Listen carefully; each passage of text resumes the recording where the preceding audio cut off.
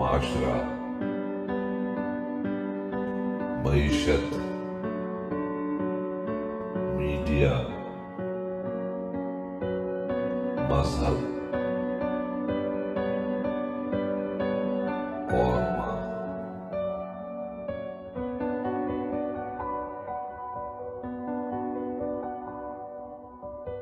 अस्सलाम वालेकुम।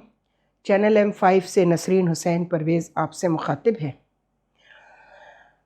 हमारे नए निगरां वज़ीर आज़म साहब ने हलफ उठा लिया है और मुबारक हो आपको और आपकी कामयाबी के लिए दुआ गो हैं।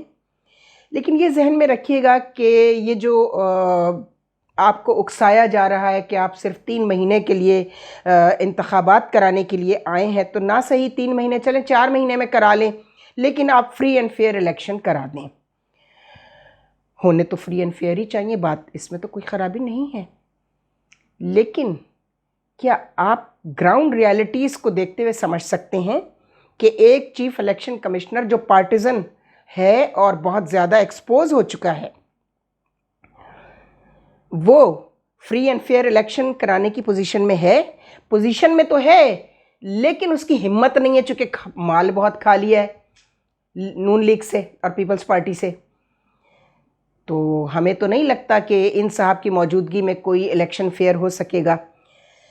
हाँ, पहले वो काम मुकम्मल कर लीजिए, इलेक्शन रिफॉर्म्स वाला, चाहे उसमें कितना भी वक्त लगे, और डीलिमिटेशंस वाला। और डीलिमिटेशंस उस वक्त सही होंगी कि उसके साथ एक और चीज़ जुड़ी हुई है जिसकी तरफ किसी का ध्यान नहीं जाता है, वो है प्रोपोर्शनेट रिप्रेजेंटेशन, मुतनासिब नुमाइंदगी का कानून। ठीक है, अब कानून नहीं बन सकता, लेकिन रिफॉर्म्स तो हो सकती हैं ना। वो डीलिमिटेशंस के साथ जुड़ी हुई हैं कि जब सीटें बढ़ेंगी तो ये कहाँ का इंसाफ है कि एक सीट जो है वो 5,000 लोगों की है और दूसरी जो सीट है वो 1,10,000 लोगों के का नुमाइंदा है एक शख्स। क्या ये बराबर होंगे दोनों? एक आदमी जो 5,000 लोगों का नुमाइंदा है, दूसरा 1,05,000 का नुमाइंदा है, तो क्या ये दोनों बराबर होंगे? ये बेहतर नहीं है कि रिफॉर्म्स में ये मुतनासिब नुमाइंदगी, जिसको उर्दू में आप कहते हैं प्रोपोर्शनेट रिप्रेजेंटेशन, चूँकि कोई चीज़ अपने तवाज़ुन पर नहीं है ना, बैलेंस्ड नहीं है ना, इसलिए तो ये सारा कुछ हो रहा है। तो ये डीलिमिटेशंस के साथ कम से कम ये रिफॉर्म ये हमने ही बनाई थी। जो हमने रिफॉर्म्स बनाई थी उसमें से एक ये भी थी कि आप मुतनासिब नुमाइंदगी का जो है ना वो डीलिमिटेशंस के साथ ही उसको अटैच कर दें, और ये ज़्यादा आसान होगा। इस वक्त डीलिमिटेशंस का काम जब हो रहा होगा तो अगर एक सीट अगर आपको नज़र आए कि ये तो ज़्यादती है कि सीटें भी बढ़ेंगी, जाहिर है डीलिमिटेशंस में, अकॉर्डिंग टू न्यू सेंसस, जो अब नई मरदमशुमारी पे सारी जमातें एग्री कर गई हैं, बशमूल सबसे ज़्यादा शिकायत थी MQM को और सिंध को भी थी, इंटीरियर सिंध को भी। हालांकि उनकी तो मौजें हैं, चूँकि वो अर्बन की सीटों पर भी बैठे हैं सिंधी बोलने वाले, और रूरल पे तो हैं ही हैं। वहाँ वो किसी उर्दू बोलने वाले को तो वो घुसने नहीं देते, उसको तो कभी जो है वो रूरल का डोमिसाइल नसीब ही नहीं हो सकता, सवाल ही पैदा नहीं होता।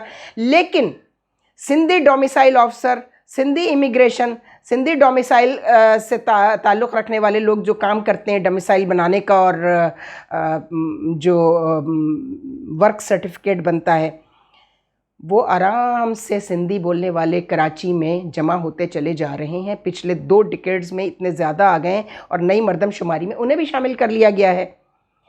तो ये भी देखना पड़ेगा कि अब जो आप सेंसस करें या आप डोमिसाइल बनाएं, तो डोमिसाइल का कानून भी चेंज करना चाहिए, वो ज़बान की बुनियाद पर हो। फिर ये अर्बन रूरल में जो ये घपला हुआ है, यानी रूरल तो है ही आपकी, अर्बन में आपने ये घपला किया है कि सारे सिंधी बोलने वालों को आपने अर्बन डोमिसाइल प्रोवाइड कर दिए, लिहाजा वो अर्बन पर भी बैठे हुए, नौकरियां भी उनको, दाखिले भी मेडिकल कॉलेज में, इंजीनियरिंग में उस बुनियाद पे मिल जाते हैं। एक चीज़ होती है PRC, परमानेंट रेजिडेंट सर्टिफिकेट, वो भी बन जाता है, चूँकि वो भी डिप्टी कमिश्नर बना के देता है। डिप्टी कमिश्नर सिंधी है, सिंधी बोलने वाला है। तो ये जो नाइंसाफ़ी है ये सिर्फ उसी सूरत में ख़त्म हो सकती है कि कराची को अलहदा किया जाए, उसको फेडरल कंट्रोल में दिया जाए, और उसके बाद फेडरेशन डिसाइड करे ईमानदारी से, इंसानियत से, और कराची के लोगों की महरूमियों का इलाज करे। MQM के नुमाइंदे ये कहते ज़रूर हैं ज़बान से, लेकिन फिर वो जाकर इन्हीं नाइंसाफ़ियाँ करने वाले फेडरेशन के नुमाइंदों के साथ बैठ जाते हैं, हाथ मिला लेते हैं। इसलिए आज तक कोई खातिर ख्वाह नतीजा बरामद नहीं हो सका।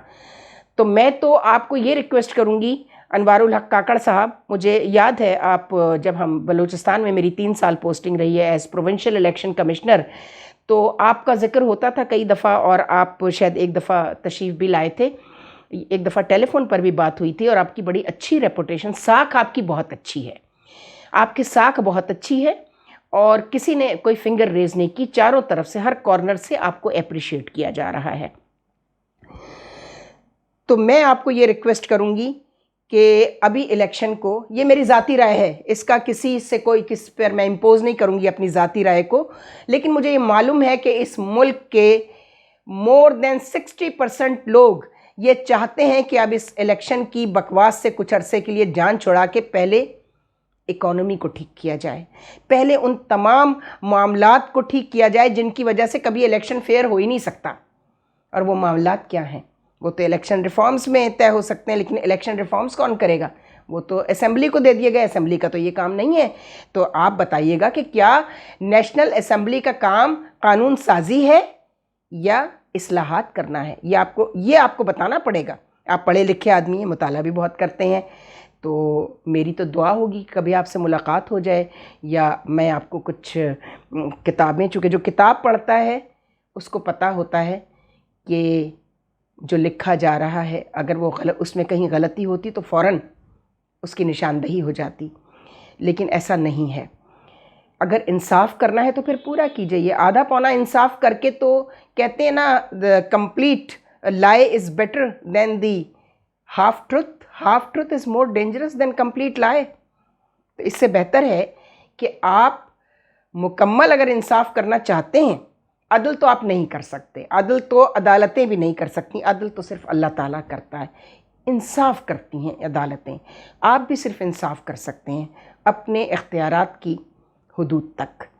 तो आप कम से कम ये काम तो करा लीजिए कि आप इलेक्शन कमीशन को हिदायत जारी करवा दीजिए, सदर को पहले समरी भेज दीजिए, सदर साइन कर देंगे कि पहले रिफॉर्म्स होंगी और रिफॉर्म्स इलेक्शन कमीशन करेगा, और उसके लिए कंसेंसस होगा, रेफरेंडम होगा, आवाम की राय से होगा।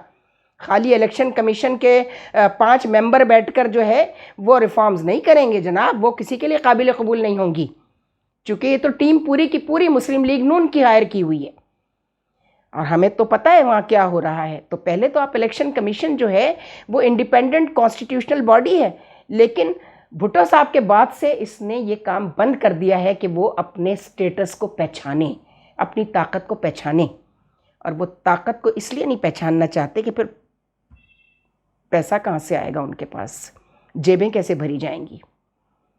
तो ये चीज़ें भी आपको देखनी पड़ेंगी, चूँकि आप पर कोई करप्शन का दाग धब्बा नहीं है। अभी रिकॉर्डिंग की बात लोगों ने शुरू कर दी है, चूँकि यहाँ तो कोई फरिश्ता भी आ जाए तो उसमें भी निकाल देंगे कोई ऐब। और लोग सोशल मीडिया की बदकिस्मती है हमारी कि सोशल मीडिया पर जाहिलों के फैलाए हुए प्रोपेगेंडे से लोग जो हैं वो इम्प्रेस भी हो जाते हैं, उस पर यकीन भी कर लेते हैं। पढ़ेंगे नहीं पूरा रिकॉर्डिंग मंसूबा, बस कि जी अनवार काकड़ आए तो हैं अनवारुल हक काकड़, कभी उन्हें फ़ौज का चमचा, कभी फ़ौज का टाउट कहा जा रहा है। ये तो पुरानी बात है। जो इंसाफ की बात करे, जो इंसाफ पे चलने के लिए कोई मशवरा दे, तो फ़ौरन फ़ौज का टाउट हो जाता है या फ़ौज का एजेंट हो जाता है। अगर से ये सही भी मान लिया जाए तो कोई बुरी बात नहीं है भाई, अपनी ही फ़ौज के टाउट है ना, अपनी ही फ़ौज के एजेंट है ना, दूसरों की फ़ौज के एजेंट तो नहीं है। दुश्मनों की फ़ौज के लिए तो काम नहीं कर रहे ना। हमारे यहाँ तो वो भी हैं, उनकी भी भरमार है, लेकिन वो सब सरकारी मुलाजमतों में बड़े बड़े ओहदों पर घुसे हुए, कोई उनको हाथ भी नहीं लगाता। ये भी तो देखना पड़ेगा ना। तो वज़ीर आज़म साहब, 3 महीने में तो कुछ नहीं होने वाला। हम तो बहुत दिनों से कह रहे हैं, मैं फिर भी बार बार कह रही हूँ कि ये मेरी ज़ाती राय है, और 1 साल से 1.5 साल से मैं ये बात कर रही हूँ कि पाकिस्तान में इलेक्शन की ज़रूरत नहीं है जब तक पाकिस्तान के लोगों को अपने वोट की ताकत और वोट का मतलब ना समझ में आ जाए, और जमहूरियत का मतलब ना समझ में आ जाए। उस वक्त तक तो इलेक्शन नहीं हो सकते, सही इलेक्शन नहीं हो सकते। इलेक्शन तो हो सकते हैं, होते ही रहते हैं ना, इतने हुए हैं इलेक्शन, लेकिन उनका नतीजा क्या निकला? क्या उससे इस मुल्क कि लोगों को कोई फ़ायदा पहुंचा, आवाम को कोई फ़ायदा पहुंचा? सारे फ़ायदे उनको पहुंचे जो इलेक्शन लड़ते हैं, जीत जाते हैं और असेंबलियों की सीटों पे जाके विराजमान हो जाते हैं और अपर हाउस में, सेनेट में भी चले जाते हैं। एक बात और भी कही जा रही है कि आप और सादिक संजरानी जो हैं वो बलूचिस्तान से क्यों लिए गए हैं, क्यों उनसे बहुत उम्मीदें लगाई जा रही हैं। ये मुझे हैदर मेहदी का जो क्लिप है ना, उस पर हम अगले क्लिप में बात करेंगे, उसको भी जवाब देना है। क्योंकि हर सूरत में जहर फैलाना है, आवाम को ये बताना है कि कोई भी सही नहीं है पाकिस्तान में। मैं मानती हूँ मेजॉरिटी ख़राब हो चुकी है, लेकिन अच्छे लोग हैं अभी भी। देखिए ना, आखिर मकबूल बाकर के नाम पर कोई अभी तक कोई इत्तफाक नहीं हो पा रहा, चूँकि मकबूल बाकर को जानते हैं कि ये गलत काम नहीं करने देगा इनको। तो जनाब आली, ये जो सिलसिला है ना कि सारे ख़राब हैं तो क्या हुआ, वो भी ख़राब है, वो भी ख़राब है, मैं हो गया ख़राब तो क्या हो गया, सभी ख़राब हैं? नहीं, कोशिश कीजिए कि जो ख़राब लोग हैं उनसे निमटने के लिए आप अच्छा बनकर दिखाएं। पाकिस्तान की सियासत से गंदगी उसी वक्त ख़त्म होगी जब लोग सियासत को सियासतदानों के किरदार के बजाय सियासत की जो रूह है, सियासत के जो मायना है, उसके हवाले से देखें। और सियासत क्या है? सियासत का मतलब सिर्फ खिदमत करना है, ईमानदारी से अपनी ताकत को, लोगों के हुकूक की हिफाजत। हज़रत अली करमुल्लाह वजह ने से किसी ने पूछा, वैसे तो एरिस्टोटल का भी है, जो आपके बड़े बड़े मुफक्किरीन गुजरे हैं, उन्होंने जो डेफिनेशन दी है पॉलिटिक्स की, मैं उस पर अभी नहीं जाती, वो भी सही है, लेकिन सबसे खूबसूरत बात जो इसमें वजाहत की है वो हज़रत अली करमुल्लाह वजह ने की। उन्होंने क्या कहा? उन्होंने कहा कि सियासत का मतलब लोगों के हुकूक की ज़िम्मेदारी को कबूल करना है, और अगर कोई इस ज़िम्मेदारी को नहीं निभाता तो वो उस ओहदे पर बैठने के लायक नहीं है। खुदा हाफिज़। सानाए हस्ती हम अपने आका को सुनाए जाते हैं, अफसानाए हस्ती हम अपने आका को सुनाए जाते हैं। उम्मीद लगाए